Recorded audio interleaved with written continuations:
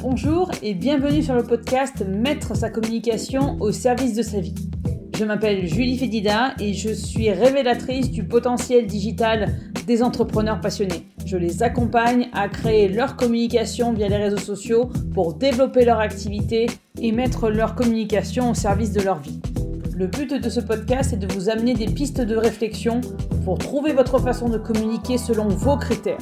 L'objectif, que ce soit fluide, amusant et efficace et que cela vous permette de trouver votre voie, votre organisation afin de mettre votre communication au service de votre entreprise et donc de votre vie.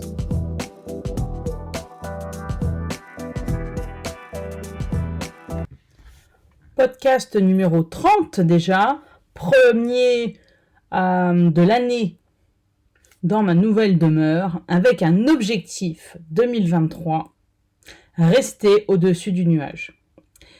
Donc je viens de le dire, entre Noël et Jour de l'An, il s'est passé beaucoup de choses. J'ai mes filles qui sont tombées malades l'une après les autres, mais je pense que là tous les gamins cette année ont pris quand même plusieurs virus de l'hiver dans la tronche. Et j'ai surtout déménagé. Pour ceux qui me suivent depuis un moment, ils le savent, quand je suis arrivée ici, dans la région en 2017, j'étais dans mon appartement, puis j'ai rencontré mon conjoint, le père de ma deuxième fille, je suis allée m'installer chez lui, et c'était une maison, je dirais, de célibataire, donc c'est 80 mètres carrés avec 2 chambres, c'était déjà pas mal, il y avait assez pour la grande, mais c'était pas chez moi. C'était pas ma déco, c'était pas ma vision d'une maison, moi j'ai toujours dit que je ne la vendrai pas, je la brûlerai. C'est absolument pas ce qui était aligné avec moi. Et quand on a eu notre deuxième fille, donc en février 2022, ça va faire bientôt 1 an déjà, moi j'ai décidé, c'est plus possible, sincèrement, de vivre à 4 dans 80 mètres carrés, il faut qu'on trouve quelque chose, et quelque chose qui nous plaise à nous deux, ça serait pas mal. Je ne sais pas si vous avez entendu certains de mes précédents épisodes de podcast où je disais que j'avais besoin d'aller à l'extérieur de la maison pour pouvoir créer de façon alignée du contenu, parce que dans cette maison je n'y arrivais pas. J'allais d'ailleurs à 5 minutes de chez moi, dans mon ancienne maison, il y a un étang, et donc moi qui adore l'eau, la sudiste, la niçoise adore l'eau, donc ça me permettait d'être aligné, d'être beaucoup plus ouvert et de pas avoir en fait le canal de la création qui se bloquait parce que je n'étais pas chez moi. Donc depuis le 14 décembre, je suis propriétaire d'une maison où il y a, donc déjà beaucoup plus grande, où il y a assez pour les filles, un espace de jeu, 2 chambres, 2 chambres pour les filles, une chambre chacune, une 3e chambre pour nous, 2 salles de bain et un bureau. Ce bureau que j'ai pu enfin décorer à ma façon. Pourquoi je vous raconte tout ça ? Parce que vous allez me dire, celle-là me casse les pieds. Qu'est-ce qu'on en a à faire de son déménagement ? C'est juste pour vous dire que malgré ce qui peut se passer actuellement, là au moment où j'enregistre ce podcast, ils viennent de nous sortir la réforme des retraites, il y a l'augmentation de l'énergie, il y a la guerre en Ukraine, il y a le fait que c'est l'hiver et qu'il fait moche, je suis dans une région où il pleut 300 jours par an, donc je sais de quoi je parle. Là actuellement c'est la tornade dehors, je vois la fenêtre, il y a un vent pas possible, ça pleut, ça a été l'enfer pour amener les filles à la maison, les filles à l'école et à la garderie. Néanmoins, ce que je voulais vous dire, c'est que quelles que soient les circonstances extérieures, et ça va pas plaire à beaucoup de gens ce que je vais dire, mais on a le choix de décider de rester au-dessus du nuage. Ça veut pas dire qu'on va pas rentrer dans le nuage pour X ou Y raison, parce qu'on est mal luné, parce que on a entendu certaines choses qui nous ont peiné, etc., ou parce que l'environnement est tellement toxique qu'on prend forcément de cette toxicité à l'intérieur, et ce qui nous dévie complètement de notre vision, mais c'est une décision, malgré tout, malgré la difficulté que ça peut représenter, de rester au-dessus du nuage. Je vous donne un exemple concret. Je fais partie de certains réseaux d'entreprises, d'entrepreneurs, et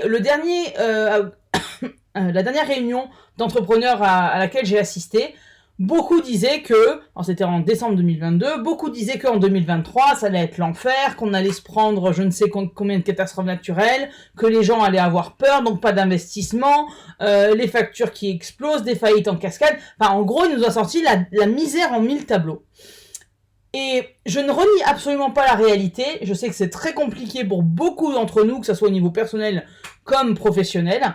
Néanmoins, moi, ma réponse à cette morosité ambiante, ça a été, voilà, moi, je déménage le mois prochain.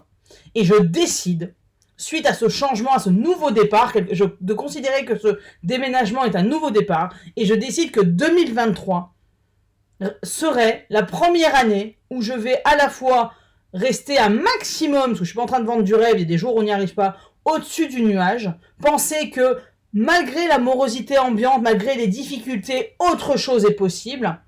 Et je vais également considérer. Mon objectif, c'est en 2023, donc rester au-dessus du nuage et suivre le plus mes envies. Vous allez me dire, mais c'est pas possible parce que la réalité, tu peux pas faire tu peux pas la nier. J'ai dit, je la nie pas du tout. Néanmoins, j'ai le droit. C'est une décision à prendre. C'est pas une question de droit. C'est une question de je prends la décision de certes me tenir au courant de l'actualité. Je veux pas vivre en ermite. Néanmoins, je décide que cette actualité, je vais en prendre et en laisser. Je vais néanmoins ne pas me laisser happer, de pas prendre au premier degré, comme ça, comme une vague qu'on se prendrait dans la tronche, un tsunami qu'on se prendrait dans la tronche, le fait que c'est la fin du monde, on va tous mourir. Je refuse de penser que j'ai fait tout ce que j'ai fait ces 3 dernières années pour avoir une meilleure qualité de vie, pour pouvoir apporter autre chose qui ait plus de sens, pour pouvoir m'occuper de mes filles, pour pouvoir m'occuper de moi, voir autre chose que le salariat, se casser la figure et être tous ces efforts-là réduits à néant à cause de l'environnement extérieur. Je décide que malgré le bordel extérieur, et je ne renie absolument pas, il y a possibilité de prendre la décision de oui, c'est compliqué pour moi, mais j'y vais quand même. Oui, c'est compliqué pour moi, mais autre chose est possible. Je vais faire ce qu'il est possible de faire pour que, quelles que soient les circonstances extérieures, ça m'éloigne le moins possible de ma vision. Pourquoi je vous dis ça ? Parce que j'ai fait un live d'ailleurs la veille du jour où j'enregistre ce podcast.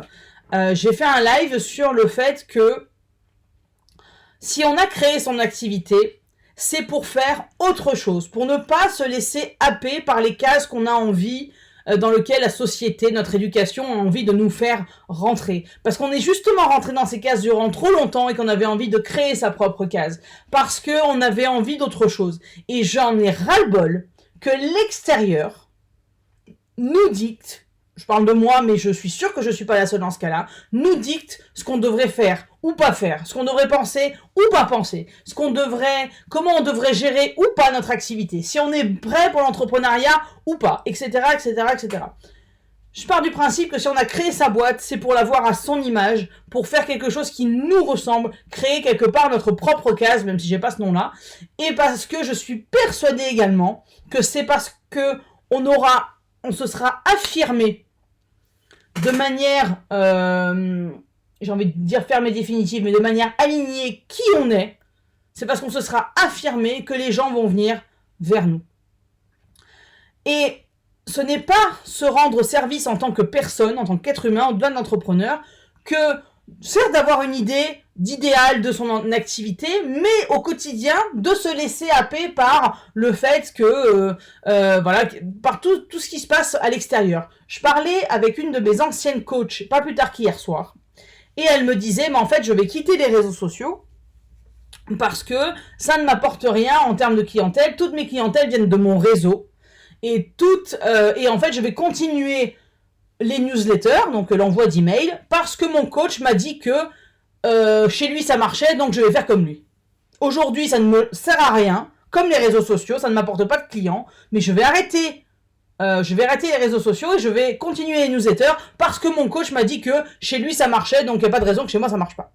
Et c'est justement ça qui me rend hystérique. Elle veut quitter les réseaux parce que justement ça lui demande trop d'investissement, que ce soit financier, en temps, en énergie. Ça ne lui correspond pas, ça ne lui ça ne lui parle pas et surtout économiquement apparemment ça ne lui convient pas, elle n'a pas de résultat. J'ai aucun problème avec ça. Oui, Miss Digital qui a envie de vous montrer que les réseaux sociaux peuvent vous aider à développer votre activité est aussi consciente que pour certaines personnes, ce n'est pas le bon canal. Pour certaines personnes, cela ne fonctionne pas. Ce n'est pas aligné. Ce n'est pas quelque chose qui leur parle. Ils préfèrent envoyer des emails. Ils préfèrent aller dans des réseaux d'entreprise. Ils préfèrent faire des pubs sur les différents journaux, alors nationaux, régionaux, locaux, peu importe, parce que c'est ça qui leur rapporte des clients et que c'est aligné avec eux. J'ai absolument aucun problème avec ça. Tant que vous faites quelque chose qui est aligné avec vous, quel que soit le canal, on est OK.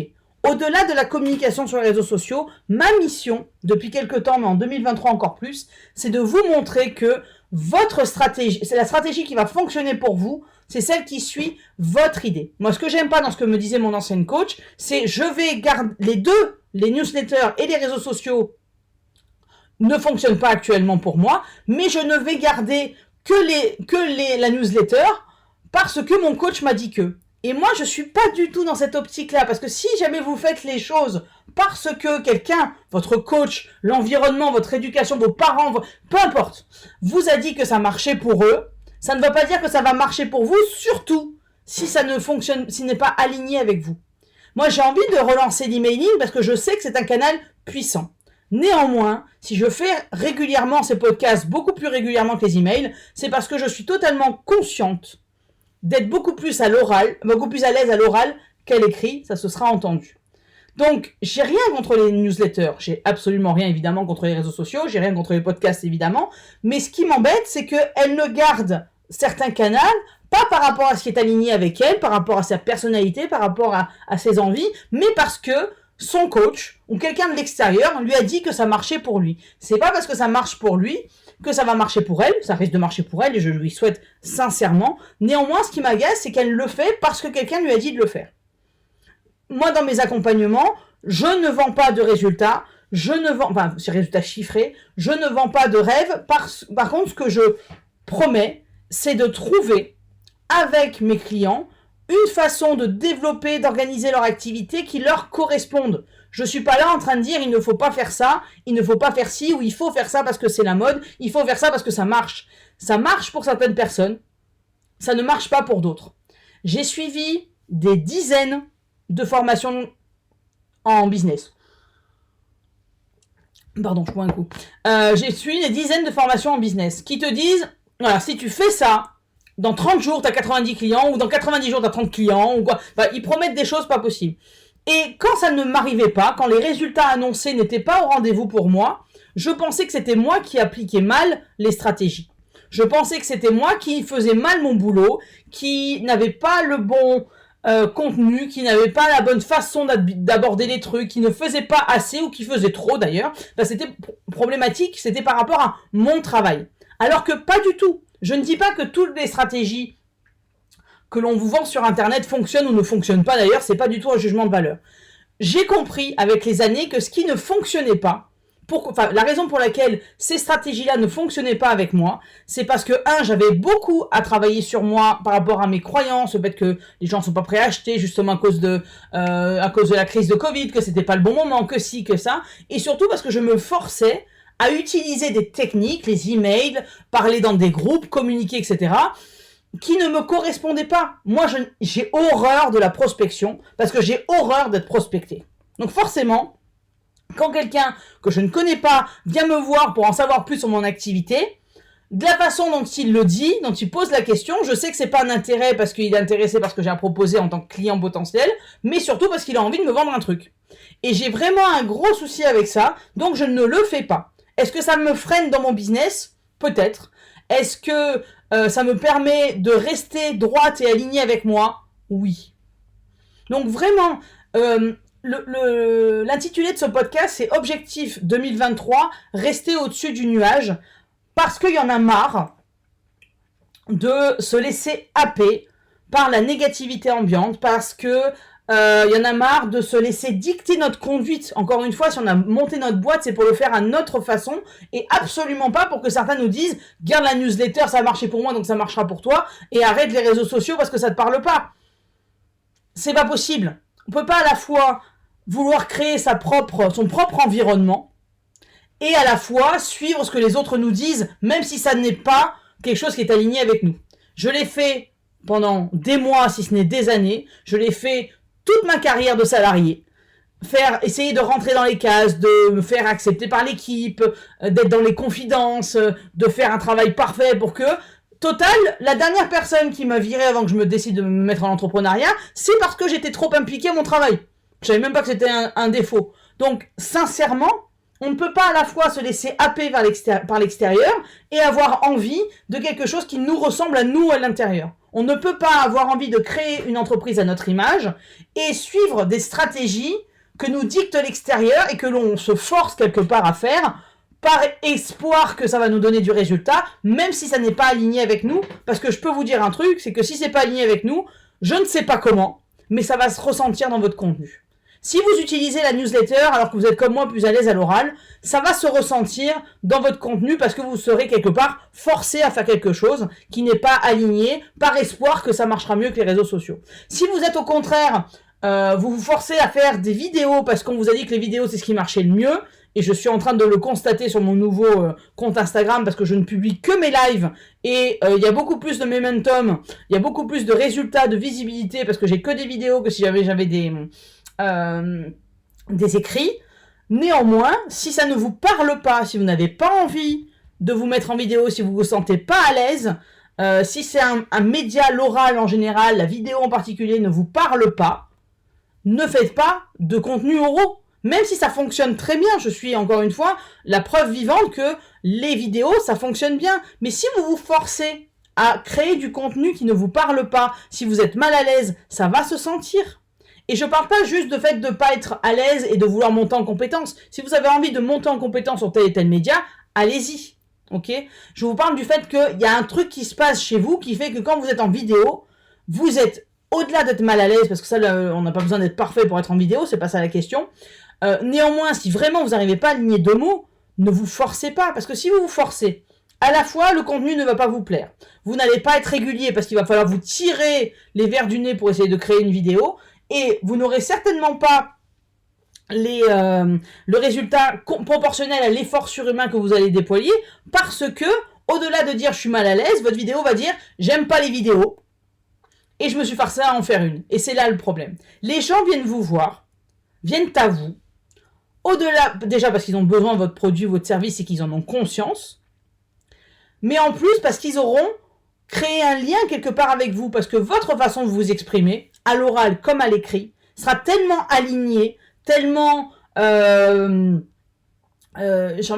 aligné avec vous que ça va devenir magnétique parce que ça sera tellement personnalisé, ça ne ressemblera qu'à vous. Vous n'aurez pas le discours du voisin, vous n'aurez pas copié telle ou telle stratégie, vous aurez fait ce que vous avez envie de faire et cet enthousiasme quelque part, cet alignement va se ressentir et c'est pour cela surtout que les gens vont venir vers vous. C'est d'autant plus vrai quand on est prestataire de service. Les gens, mes clients, viennent à moi parce que justement, il n'y a pas de chichi, parce que je vulgarise un maximum ce que j'explique, entre guillemets, j'essaie que ça soit le plus accessible à tous possible, et surtout parce que je n'ai pas de stratégie. Que mon but premier, c'est d'aider mes clients à trouver leur façon. Donc, il n'y a pas de « il faut que », il n'y a pas de « ça c'est pas bien » ou « ça c'est bien ». Il n'y a pas. Il y a juste « qu'est-ce qui te convient à toi aujourd'hui ?» Qu'est-ce qui peut te permettre d'avoir un business à ton image pour que ça soit le moins énergivore possible pour toi au quotidien, le plus efficace en termes de temps, en termes d'énergie et bien sûr de résultats. Et plus vous allez être aligné avec ce que vous faites au quotidien, plus ça va être léger pour vous et plus ça va être impactant pour vos clients parce que votre façon de simplifier entre guillemets votre business n'est pas la simplification du voisin. Okay, c'est vraiment la vôtre. Et c'est parce que c'est la vôtre qui vous appartient que les gens vont être attirés. On reçoit, et je le dis régulièrement dans mes contenus, entre 5 et 7 000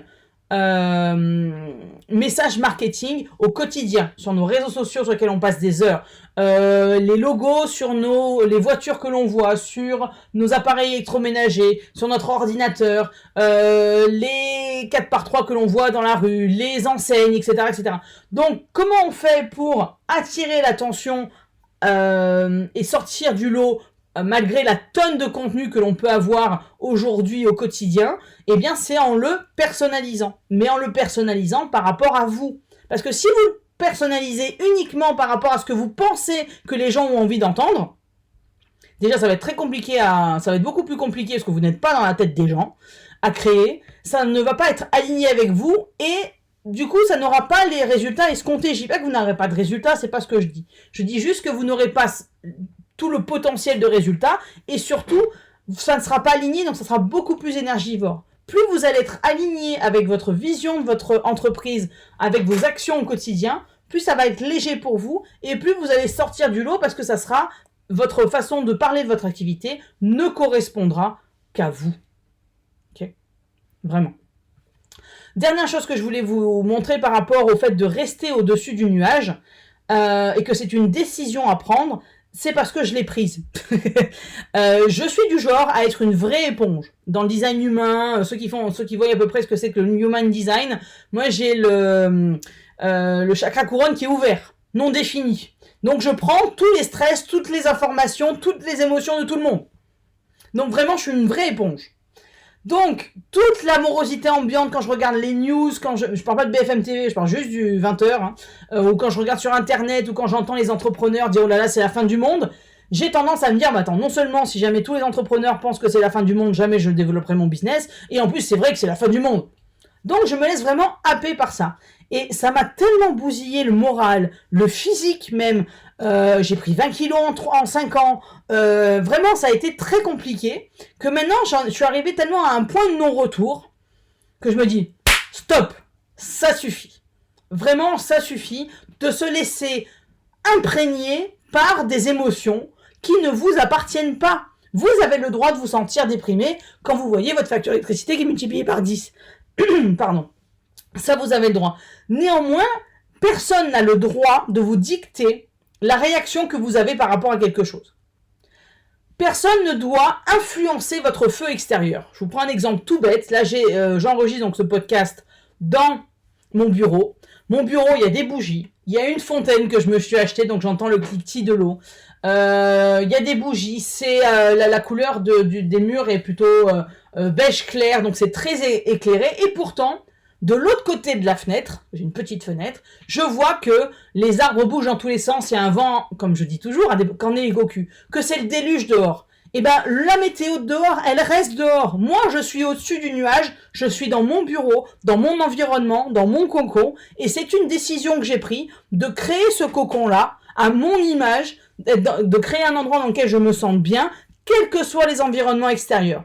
Et c'est ça, rester au-dessus du nuage. C'est quel que soit l'environnement extérieur, je prends la décision de me protéger de cet environnement extérieur et de créer une activité au quotidien, un environnement qui me parle à moi pour que ce soit beaucoup plus léger et que je n'ai que les émotions qui m'appartiennent et que j'ai un endroit, un environnement plutôt, qui me permette de créer un business à mon image. Et c'est vraiment ça que je vous souhaite pour 2023, c'est de rester au-dessus du nuage et de prendre la décision de passer à l'action et de créer un environnement, une organisation, une communication au quotidien qui vous permettent d'avoir un business à votre image pour que, au niveau communication, votre communication justement ne ressemble à aucune autre et attire vos clients de cœur, pour que ça soit au quotidien en termes d'organisation, en termes de sentiments, de ressenti au quotidien dans votre entreprise, ça soit le plus aligné, le plus léger, le plus enthousiasmant, le moins énergivore